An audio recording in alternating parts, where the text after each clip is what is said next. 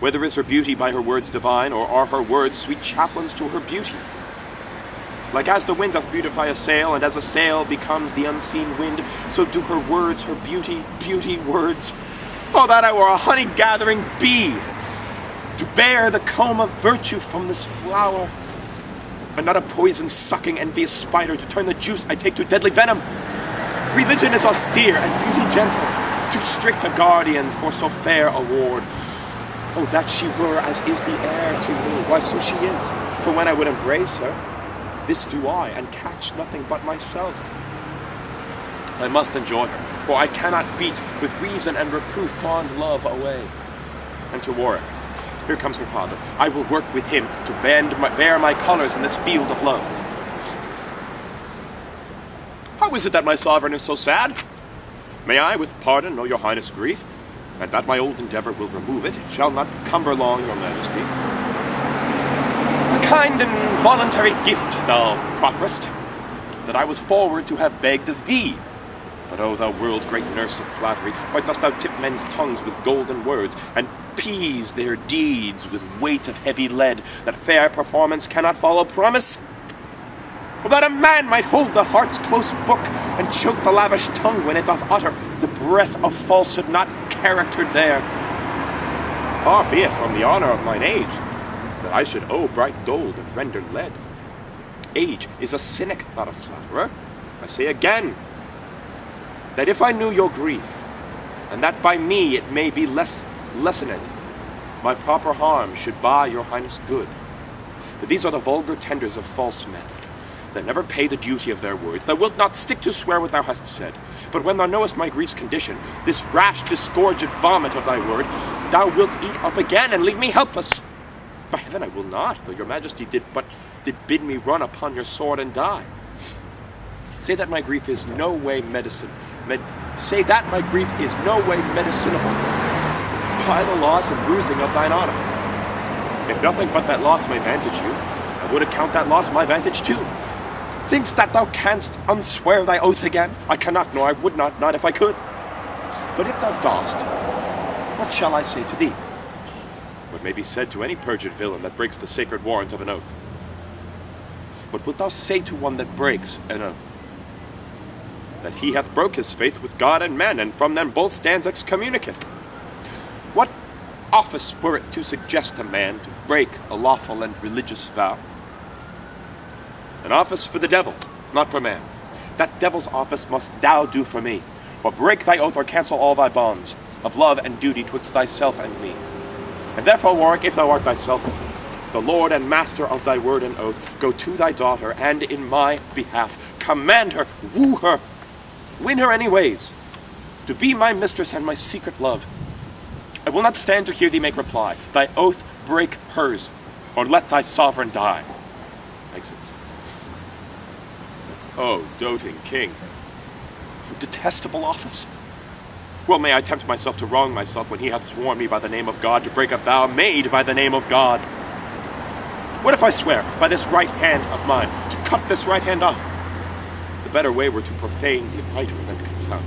But neither will I do. I'll keep mine oath, and to my daughter make a recantation of all her virtue I have preached to her. I'll say she must forget her husband Salisbury, if she remember to embrace the king. I'll say an oath can easily be broken, but not so easily pardoned being broken. I'll say it is true charity to love, not true love to be so charitable. I'll say his greatness may bear out the shame, but not his kingdom can buy out the sin. I'll say it is my duty to persuade, but not her honesty to give consent. Enter the Countess. See where she comes. Or was never father had against his child an embassage so bad? My lord and father, I have sought for you. My mother and the peers importune you to keep in presence of his majesty, and do your best to make his highness merry. How shall I enter in this graceless errand? I must not call her child, for where's the father that will in such a suit seduce his child? Then, wife of Salisbury, shall I so begin? No, he's my friend, and where is found the friend that will do friendship such endamagement? Neither my daughter, nor my dear friend's wife. I am not Yorick as thou thinkst I am. but an attorney from the court of hell, that thus hath housed my spirit in this form to do a message to thee from the king. The mighty king of England dotes on thee. He that hath power to take away thy life hath power to take thine honor, then consent to pawn thine honor rather than thy life. Honor is often lost and got again, but life once gone hath no recovery. The sun that withers hay doth nourish grass. The king that would disdain thee will advance thee. The poets write that great Achilles' spear could heal the wound it made. The moral is, what mighty men misdo they can amend. The lion doth become his bloody jaws, and grace his foragement by being mild, when vassal fear lies trembling at his feet. The king will in his glory hide thy shame, and those that gaze on him to find out thee will lose their eyesight looking at the sun. What can one drop of poison harm the sea, who huggy vasters can digest the ill and make it lose his operation? The king's great name will temper thy misdeeds, and give the bitter potion of reproach a sugared, sweet, and most delicious taste. Besides, it is no harm to do the thing which without shame could not be left undone. Thus have I in his majesty's behalf apparelled sin in virtuous sentences, and dwell upon thy answer in his suit. Unnatural besiege, woe me unhappy, to have escaped the danger of my foes, and to be 10 times worse environed by friends. Hath he no means to stain my honest blood, but to corrupt the author of my blood, to be his scandalous and vile solicitor? To marvel, though the branches be then infected, when poison hath encompassed the root. No marvel, though the leprous infant die, when the stern dame envenometh the dug. Why then give sin a passport to offend, and youth the dangerous reign of liberty, blot out the strict forbidding of the law, and cancel every canon that prescribes a shame for shame, or penance for offense. No, let me die, if his too boisterous will have it so, before I will consent to be an actor in his graceless lust. Why now thou speakest as I would have thee speak, and mark how I unsay my words again. An honorable grave is more esteemed than the polluted closet of a king.